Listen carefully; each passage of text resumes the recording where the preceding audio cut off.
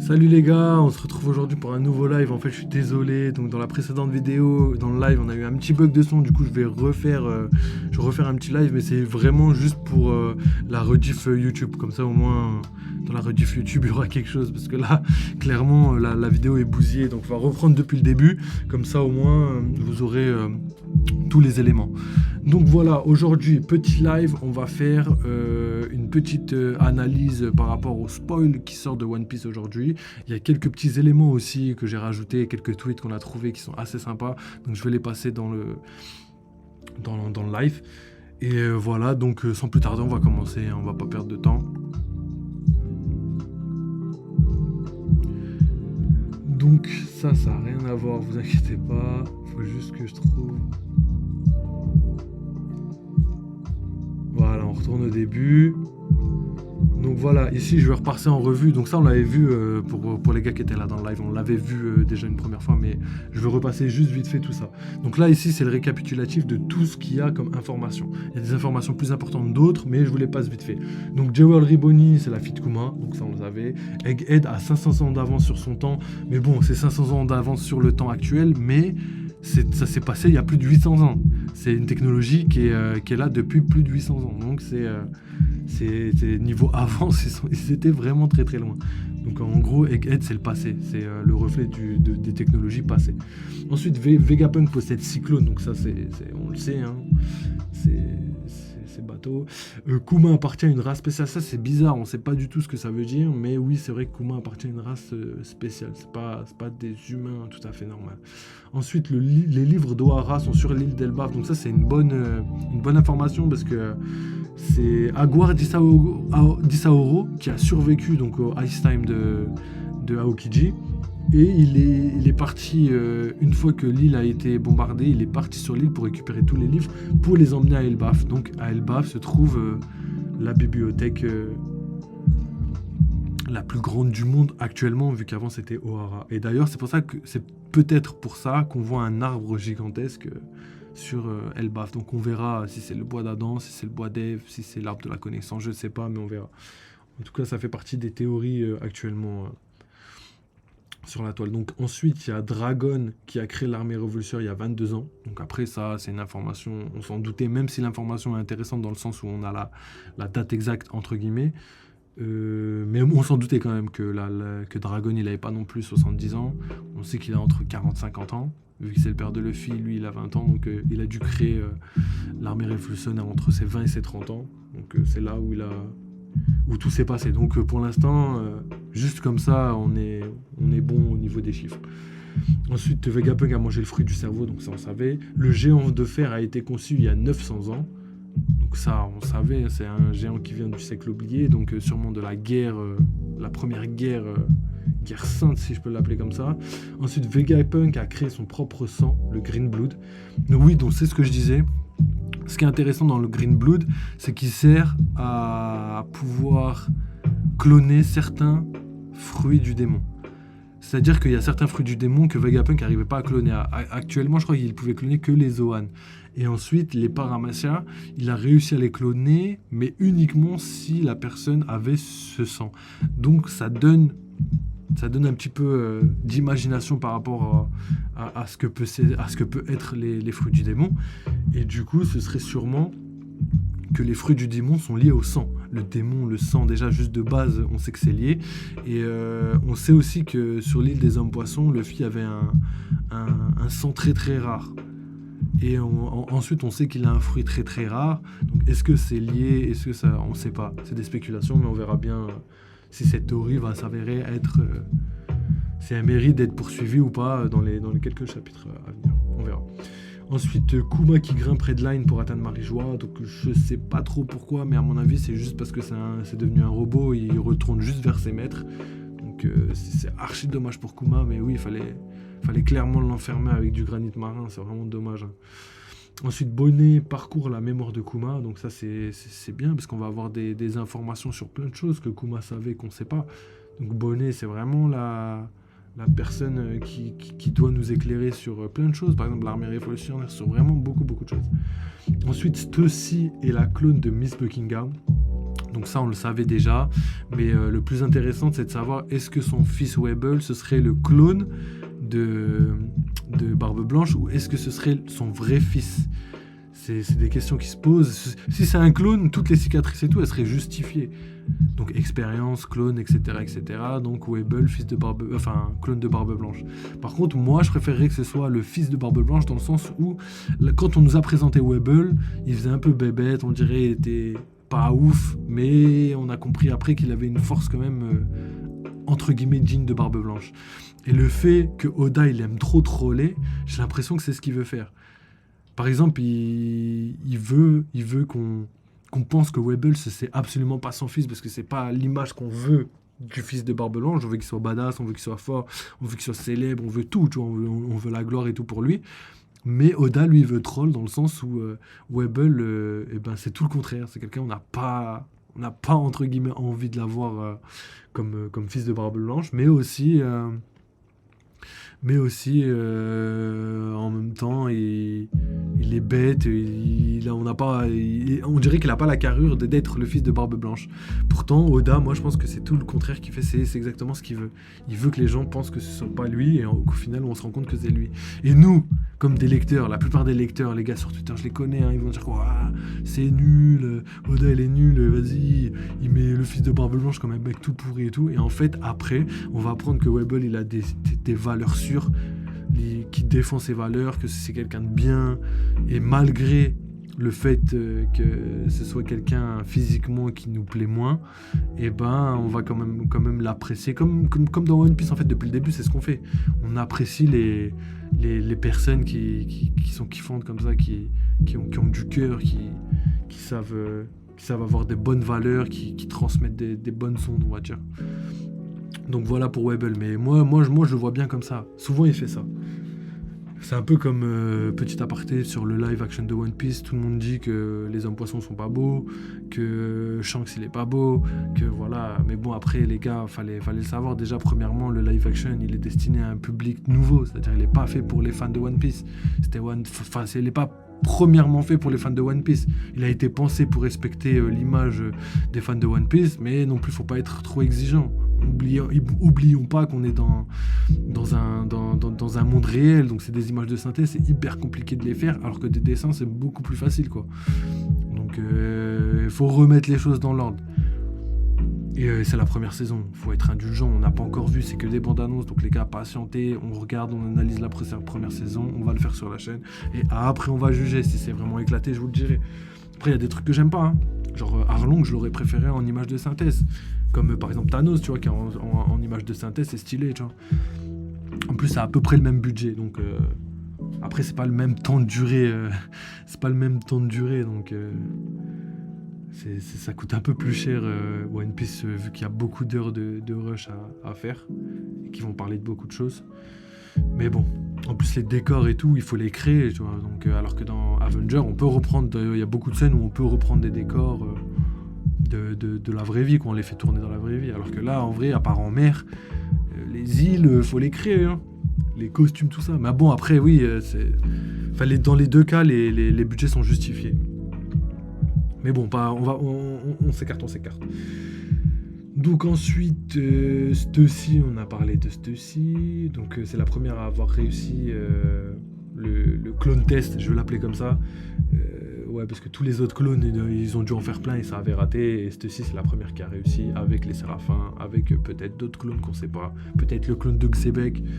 Il y a une théorie là-dessus, on verra. Pour l'instant, j'y crois pas trop, mais on verra. Les nouveaux pacifistas sont les Mark III, donc pacifistas hyper puissants, eux-mêmes ils ont des pouvoirs spéciaux et tout, donc à voir comment ça évolue. Là, franchement, la guerre de la fin là, elle va être vraiment légendaire. On commence à avoir vraiment beaucoup de personnes de chaque côté. Et je sais pas si Ener il va aller du côté avec son armée, il va aller du côté de Luffy ou s'il va aller du côté du gouvernement. On verra. J'espère, on verra. J'espère que ça va bien se passer plutôt et on verra. Ensuite, Vegapunk est emprisonné avec des agents du Cypherpole. Donc oui, ça on savait. Effectivement, c'est York, la traîtresse. C'est marqué juste en dessous. Et elle veut devenir dragon céleste. Donc c'est pas ouf comme rêve, mais laissons-la. On aime bien voir des personnages qui ont de l'ambition et qui veulent faire quelque chose. Surtout, c'est un clone on va dire que c'est la partie la plus mauvaise de Vegapunk. Donc, à voir comment ça va évoluer, ça aussi. Hein. Faut pas oublier que c'est Vegapunk, c'est quand même une partie de Vegapunk qui veut devenir Dragon Céleste. Ensuite, la puissance des Séraphins vient du sang de Lunaria, et j'ajouterais même que les Séraphins, c'est les humains les plus puissants du monde. C'est-à-dire que force brute, sans compter Haki, sans compter les fruits du démon, c'est les humains les plus forts du monde. Donc juste déjà ça, ça veut dire que déjà ils sont très puissants. Et ensuite, il n'y a pas que ça. Il y a aussi le fait que qu'ils descendent des Lunaria, mais... j'ai oublié. Et le fait qu'ils sont enfants, voilà, j'allais oublier. Il y a aussi le fait qu'ils sont enfants, donc pas arrivés à maturité, et qu'ils ont des fruits du démon qui sont parfaitement créés pour leur type de combat, leur type de génétique. Donc c'est des guerriers en masse. J'espère qu'ils vont être libérés de l'emprise du gouvernement mondial et surtout du Gorosei. Sinon, ce seront des ennemis redoutables et qui feront pas plaisir, quoi. On n'aura pas d'intérêt à les prendre en amitié, quoi. Ça veut dire que c'est des ennemis bruts et des cyborgs et qui servent à rien d'autre que être des ennemis. Et j'espère pas, parce que j'aimerais bien les voir de notre côté, ceux-là. Donc voilà, en vrai j'aimerais bien voir la petite interagir avec l'autre, la femme de Luffy là, les noms là c'est dur là j'essaie de penser à trop de choses du coup, les noms j'ai du mal, mais ouais ce serait pas mal de penser voir les interactions entre Mini Mihawk et Mihawk, entre Mini Jinbei et Jinbei, je trouve toujours pas son nom, celle qui transforme les gens en pierre là les gars, la honte, mais c'est pas Otohime, c'est vas-y, ça va me revenir, vous inquiétez pas, et on verra ça tout à l'heure.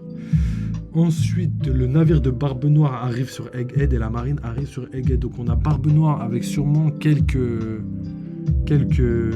membres de son équipage. Pas beaucoup parce que les autres on les a vus sur l'île de la Ruche. Et il y a la marine en compagnie de Saturne et l'amiral Kizaru. Donc vraiment il y a du beau monde là, ça va se taper. Donc est-ce que Barbe Noire va réellement attaquer Luffy? C'est ce qu'on se pose comme question. Parce qu'à la limite, la marine, c'est plus trop impressionnant maintenant que Luffy est devenu très puissant. Mais Barbe Noire, là, maintenant, tout de suite, c'est peut-être un peu trop tôt. Hein. Enfin, en tout cas, pour Luffy, j'aimerais pas qu'il croise Barbe Noire tout de suite. Après, si tout l'équipage est là, je pense il le foudroie Barbe Noire. Mais jamais, j'espère pas. Donc voilà, vas-y, on va pas perdre plus de temps. On va directement aller sur la suite des tweets. Donc là, il y avait un tweet assez sympa. C'était le tweet de Franck Sabatier qui dit Taz Skyler, l'interprète de Sanji pour la série One Piece de Netflix, aurait agressé aléatoirement des hommes dans la rue pour tester la qualité de ses coups de pied. Une de ses victimes se serait écriée Masterclass. Donc c'est une blague évidemment, c'est très drôle. Et il y a un mec qui a répondu « Mais aucun n'a porté plainte parce qu'ils se sont réveillés avec un nouveau visage bien plus beau. » Donc les fans de One Piece, les gars, si vous avez la ref, on peut que rigoler. Là, celle-là, elle était pas mal. Ensuite, il y a un tweet de Shiro. Le jour où Luffy dira le roi des pirates, c'est moi, ce sera à la fois le meilleur jour et le pire jour de ma vie. Comme je disais tout à l'heure, ce jour-là, ça va vraiment être une catastrophe et en même temps, l'un des plus beaux jours de ma life. Ouais, c'est vrai, parce que il y aura beaucoup de choses qui vont disparaître dans One Piece. Donc l'attente des semaines, les nouveaux scans, les nouveaux épisodes, l'animation, tout ça va disparaître. Donc ça va faire très très mal. Et évidemment, vu que je suis ça depuis plus de 20 ans, enfin pas plus de 20 ans, bientôt 20 ans que je suis le manga, donc forcément, quand ça va disparaître, c'est une partie de mon enfance qui va disparaître. J'aurais vraiment grandi avec One Piece et en même temps grandi à la fin de One Piece en mode je serais plus mature. Enfin voilà. Triste nouvelle, truc que j'ai pas envie de parler, donc on va passer à la suite. Nouvel opening de One Piece sera reporté et ne sera pas diffusé à l'épisode 1071 car il est toujours en production. Une date n'a pas encore été fixée pour sa sortie. Cependant, le nouvel ending sera diffusé à la fin de l'épisode 1071. Donc on a quand même le nouvel ending, donc c'est ce que je disais tout à l'heure aussi. Le premier, donc l'opening il sera pas dispo, on sait pas pourquoi, comme il dit sûrement dû à la production. Donc je sais pas si c'est à la production musicale ou à la production de l'animé, mais il y a un problème et du coup ils n'ont pas eu le temps de le finir à temps. En tout cas l'ending sera là, donc ce sera toujours ça de nouveau, et peut-être la prochaine semaine l'opening sortira. Donc voilà, Goji qui nous dit n'oubliez jamais que cette scène existe. Évidemment il y a un mec qui a répondu j'ai vu ce bâtard, il a dit quoi? Il a dit n'oubliez jamais que cette scène n'a servi à rien. Après c'est pas gentil, les gens sont très durs, hein. On va pas relever. Donc là il y a les spoils, on reviendra à ça tout à l'heure, on finit tout ça. Donc Youngcap, désolé mais cette image a du mal à sortir de ma tête depuis hier. Donc oui j'imagine pour les gens qui découvrent ça en animé, nous quand on a découvert ça dans les scans, c'était légendaire. Tout le monde se posait la question, mais est-ce que c'est réellement Joy Boy? Mais qui est-ce? On se posait toutes les questions, toutes les théories fusées et tout. Et pour les gars qui ont juste regardé l'animé, je vous en dis pas plus. Donc là, c'est un petit fan-made fait par Lix et Delicatoshi qui a fait la traduction. Enfin, c'est Lix qui a publié le tweet, pardon, et Delicatoshi qui a traduit l'image. Et du coup, c'est, je pense, le futur chapitre comme il le voit. Donc voilà, plus que 5 jours avant le Gear 5 et c'est l'épisode 1071. Donc ici on a le portrait final de la saison 1 de One Piece Netflix, donc le live action par le Mon Corvo. Et il y a aussi l'Aquarium à Paris qui diffuse le Gear 5 sur grand écran. Donc pour les gens qui sont intéressés, qui peuvent le voir, allez-y. Donc oui, là c'est ce qu'on disait tout à l'heure, pas de nouvel opening mais un nouvel ending. Donc là on a aussi l'évolution de tous les avis de recherche de Luffy. Donc 30 millions, 100 millions, 300 millions, 500 millions. Donc il y a 400 millions à un moment juste avant parce qu'à Marineford il prend 100 millions et après il reprend 500 millions à la fin de Alabasta. Non, pas Alabasta, Dressrosa. À la fin de Dressrosa il est à 500 millions. Et après, à 1 milliard 500 millions, c'est après Big Mom et après 3 milliards de Berry. Donc, anime One Piece. Ah oui, ça c'est une petite blague, j'ai trouvé sympa. Donc, je me suis fait battre par le Gear 4. Donc, c'est Doflamingo qui dit ça. Katakuri dit j'ai perdu face au Snake Man de Luffy. Ensuite, il y a Kaido, c'est pas ça, mais je vous dis, je dis pas la traduction exacte, mais c'est ce que ça veut dire. Et Kaido qui dit il a eu besoin du Gear 5 mode Nika pour m'avoir. Et Crocodile lui qui dit ouais mais qu'est-ce que c'est que ces gears, tu vois. En mode vous avez compris je pense la blague, il a pas réussi à, enfin Luffy l'a battu sans gear, donc forcément le pauvre. Vous êtes trouvé les gens sont durs avec Crocodile, hein. Moi je le trouve très très fort, hein. Très très très fort. Donc là, petit tweet de One Piece News, et c'est Masaki Kishimoto, donc le créateur de Naruto, qui parle sur One Piece. Et il dit One Piece a débuté environ 1 an avant Naruto, bien que Oda et moi ayons le même âge, il m'a devancé. Au début, j'étais très jaloux, mais en même temps, je voulais non seulement lui ressembler, mais aussi le surpasser. D'une certaine manière, j'ai l'impression que si Naruto a pu être publié et a pu réussir, c'est grâce à One Piece. Comme quoi... One Piece influence tout le monde et pareil, il n'a pas à rougir Masaki Kishimoto parce que je suis sûr et certain que Naruto a influencé aussi Oda. J'en suis convaincu. Et d'ailleurs, ça fait référence à ce que je disais avec mon collègue, qu'à la fin de One Piece, quand on saura ce que c'est le One Piece et tout, les gens seront vraiment subjugués. Je pense que tous les mangaka, toutes les personnes influentes qui connaissent One Piece vont communiquer sur la fin de One Piece parce que ce sera la fin. Et parce que après une trentaine d'années d'écriture et et de scans d'épisodes d'anime et de tout ce qui va avec, et ben on arrive à un terme et tout le monde sera choqué. Et du coup c'est ce que je voulais dire. Vu que là par exemple Masaki Kishimoto prend déjà la parole sur One Piece, j'imagine même pas comment à la fin du manga ça va être.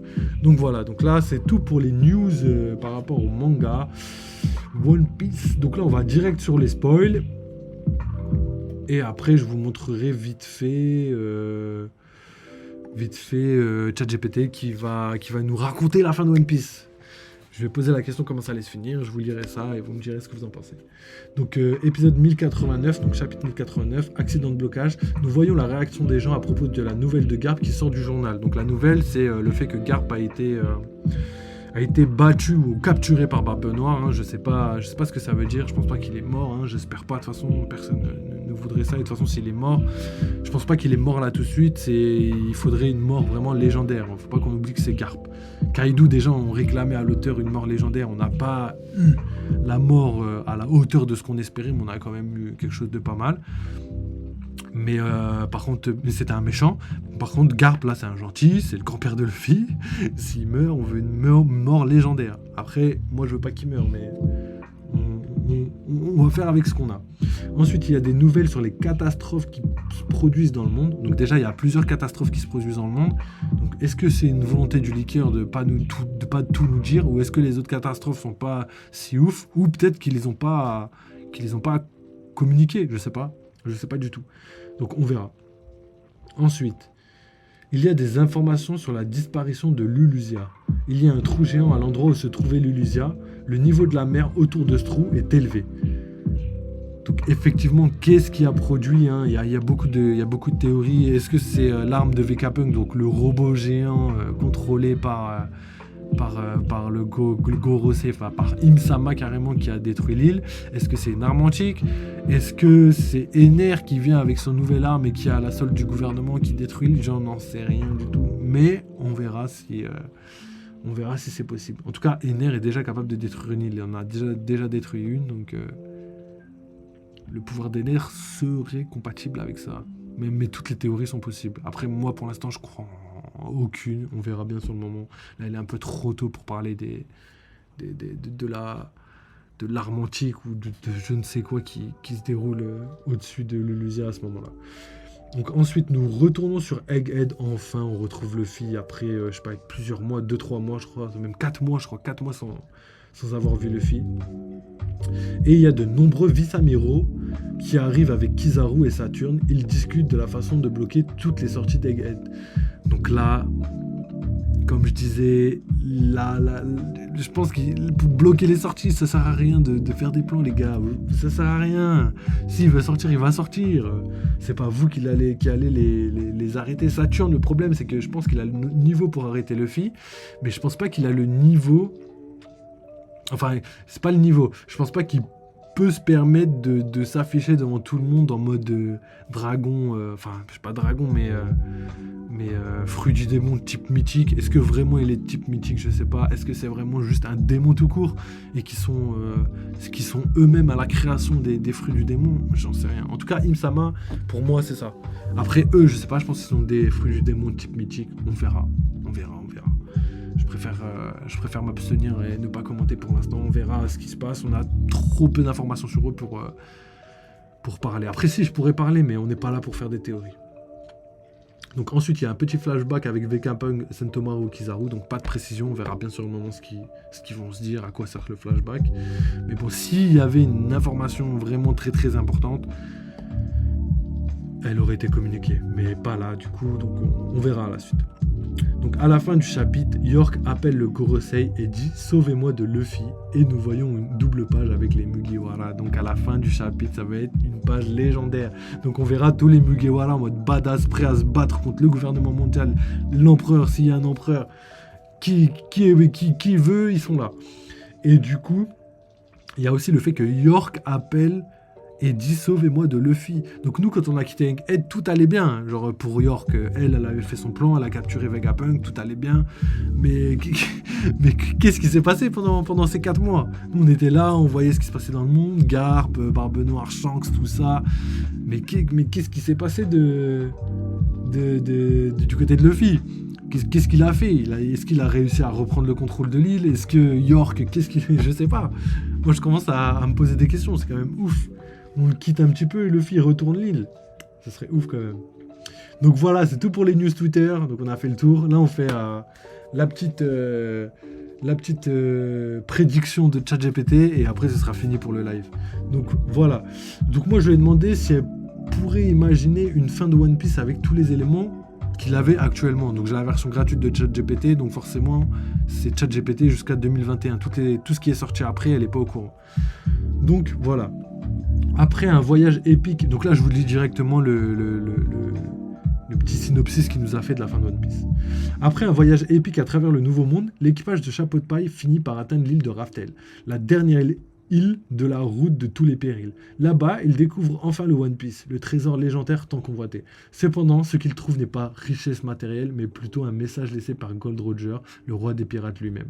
Le message de Roger révèle l'histoire fascinante du grand siècle, une période lointaine et oubliée où existaient d'anciennes civilisations avancées. Ces civilisations avaient réussi à établir un lien entre le monde réel et le monde céleste, mais cela avait conduit à leur destruction. Donc là, petite parenthèse, je trouve que cette phrase, elle est vraiment hyper bien résumée. Ça, c'est par exemple, personne va te dire ça par exemple dans les théories et tout. Sauf que moi, c'est exactement ce que je pense. Déjà, grâce à Ener, on a appris qu'il y avait des populations à l'extérieur de la planète. Donc le royaume céleste, pour moi, il s'étend pas juste aux îles dans le ciel. Il va beaucoup plus loin. On a vu que Ener est parti sur la Lune et que sur la Lune, il y avait des gens, il y avait même des pirates de l'espace, il y avait même des robots et il y avait aussi un ancien peuple, c'est-à-dire une ancienne civilisation qui vivait sur la Lune. Et n'oubliez pas les noms des armes antiques et les noms du Gorosei.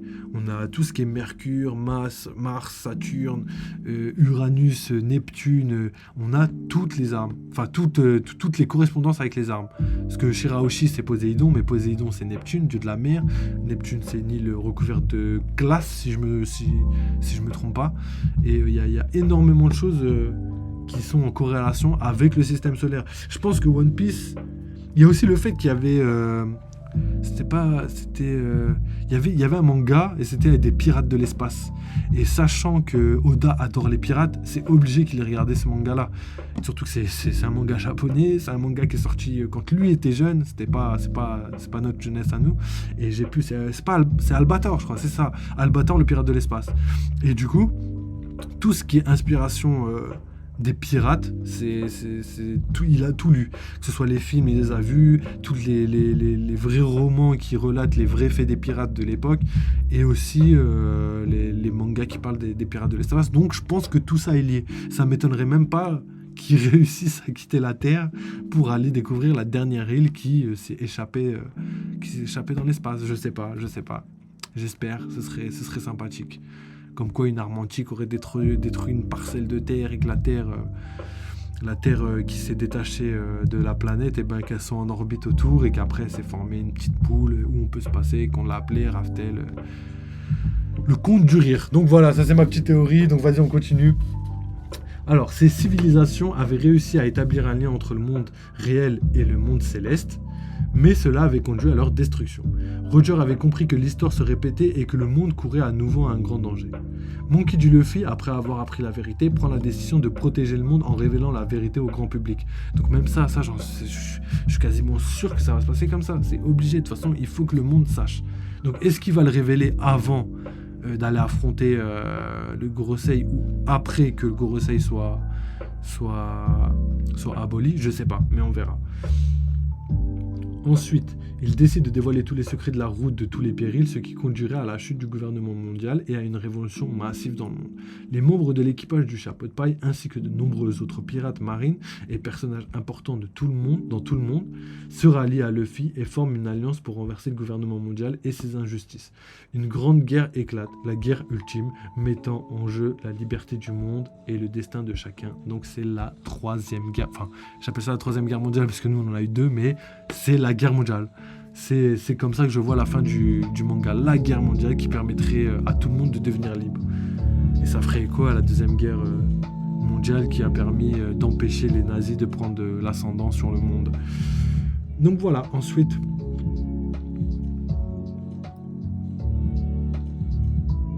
Finalement, après des combats épiques et des sacrifices héroïques, l'Alliance parvient à défaire le gouvernement mondial. Une nouvelle ère de liberté et d'égalité commence pour le monde entier. Luffy et ses amis sont reconnus comme les héros qui ont changé le cours de l'histoire. Cependant, au lieu de devenir les nouveaux dirigeants du monde, ils choisissent de retourner à leur vie d'aventuriers, de pirates, parcourant les mers pour aider ceux qui en ont besoin.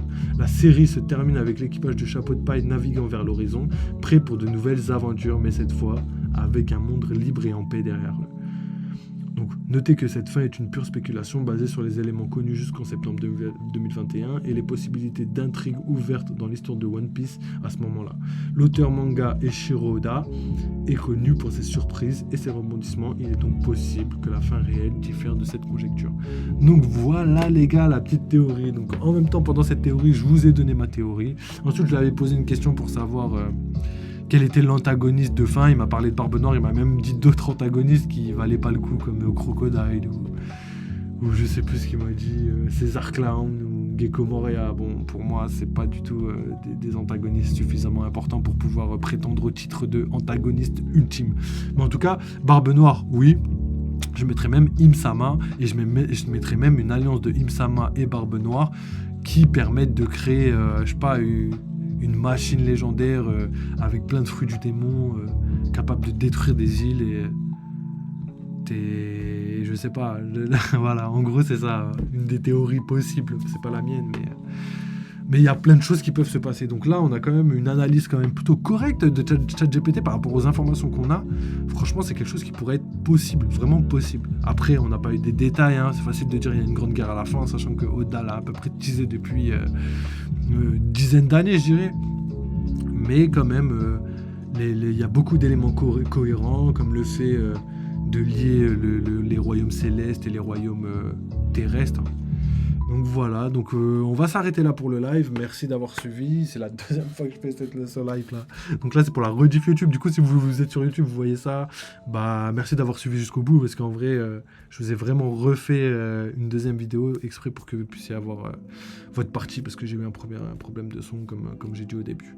Donc voilà, moi je reviendrai sûrement dans la semaine jeudi pour analyser le chapitre qui va sortir. On va l'analyser ensemble en live et je ferai la rediff juste après. Sinon on se revoit ce week-end pour l'analyse du Gear 5, l'épisode 1071. Et sinon, bah, on fera peut-être un live jeu vidéo. J'espère que j'aurai le temps, que je pourrai faire ça. J'ai récupéré... comment il s'appelle, Final Fantasy, voilà, j'ai acheté Final Fantasy depuis quelques jours, je ne l'ai pas touché, j'attends vraiment le moment de le démarrer ensemble avec vous. Donc voilà les gars, merci d'avoir rejoint ce live, de l'avoir suivi jusqu'au bout, merci à toutes les personnes qui se sont abonnées, ça fait plaisir et ça me donne de la force pour pouvoir continuer encore comme ça. Donc merci les gars, bonne soirée à vous, on se capte très bientôt, et puis de toute façon on se suit. Allez les mecs, bonne soirée.